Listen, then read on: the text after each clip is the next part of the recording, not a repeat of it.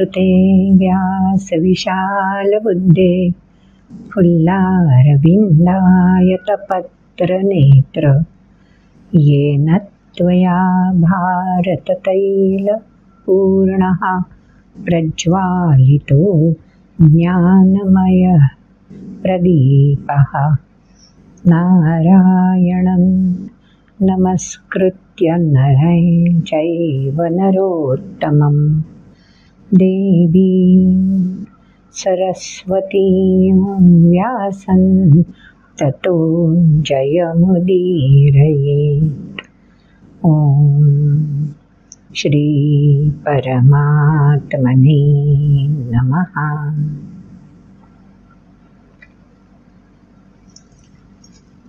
आज एक वेगळा विषय आपण घेऊया, कालचक्राचा विषय। काळाचा महिमा अगाध आहे, हे आजही आपल्याला प्रत्ययाला येतच।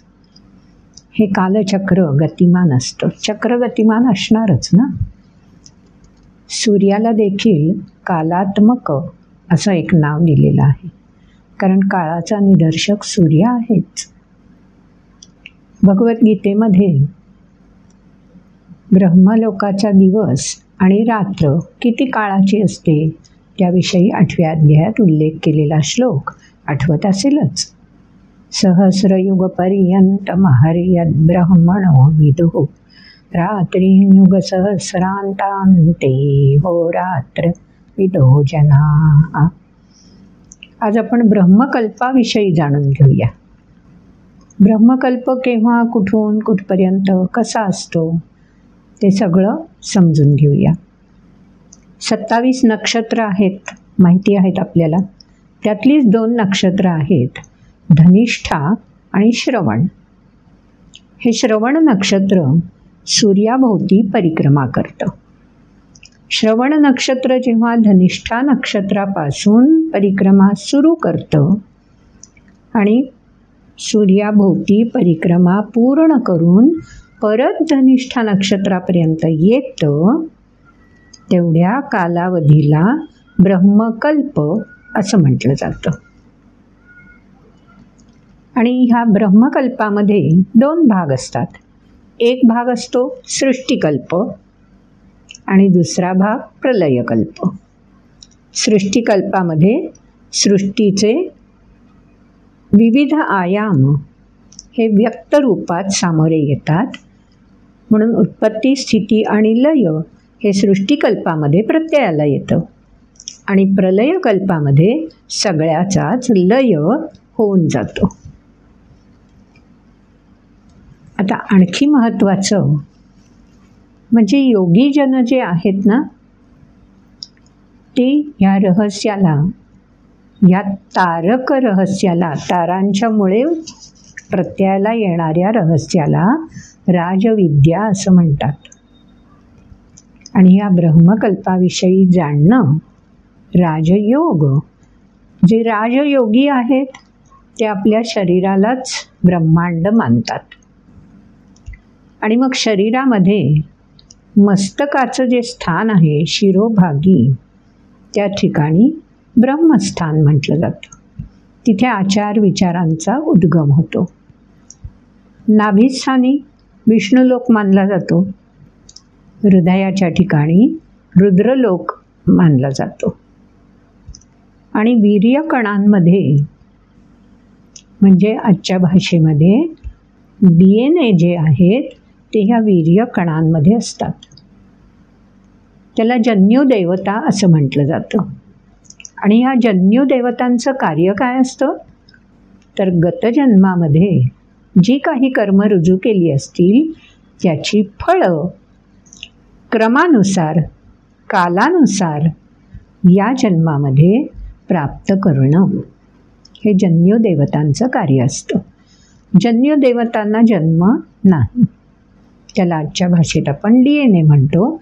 आणि म्हणून मग एखाद्या व्यक्तीच्या DNAतच ते आहे याचा अर्थ त्या जन्युदेवतांचं कार्य प्रत्ययाला येत आहे असं समजलं जातं।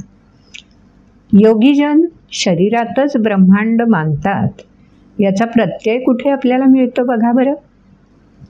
छोट्या कन्हैयानी मैं नहीं माखन खायो म्हणून जेव्हा आईला आपलं तोंड उघडून दाखवलं, खरं तर माखनच्या वेळेला नाही बरं हा प्रसंग, माती खाल्ली असं बलराम म्हणत असतो की बघ कृष्णाने माती खाल्ली आहे, आणि म्हणून यशोदा म्हणत असते माती खातोस काय तू.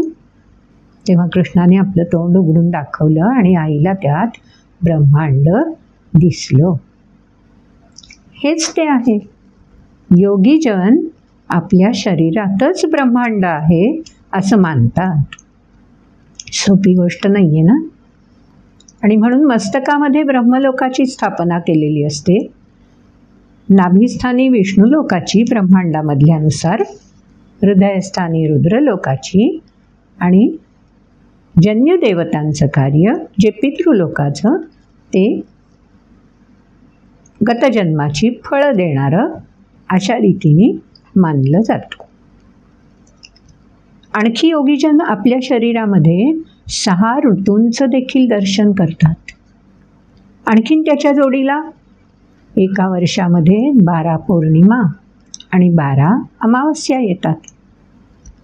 याच्याच आधाराने गायत्रीचा पुरश्चरण 24 श्लोकबद्धता गायत्री मंत्राची रचना केलेली आहे. पुढच्या व्हिडिओमध्ये त्याच्याविषयी पण आपण थोडं जाणून घेऊया. योगीजनांचा अशा प्रकारचा अभ्यास, चिंतन, मनन स्वाभाविकच त्यांना प्रगल्भतेकडे घेऊन जातं. आणि 12 महिन्यांच्या जी नावं आहेत त्या प्रत्येक महिन्याच्या नावाच्या अद्याक्षरापासून एक 12 अक्षरी मंत्र तयार होतो. त्या मंत्राचं योगीजन पुरश्चरण करत असतात. ही केवढी वेगळीच माहिती आहे ना.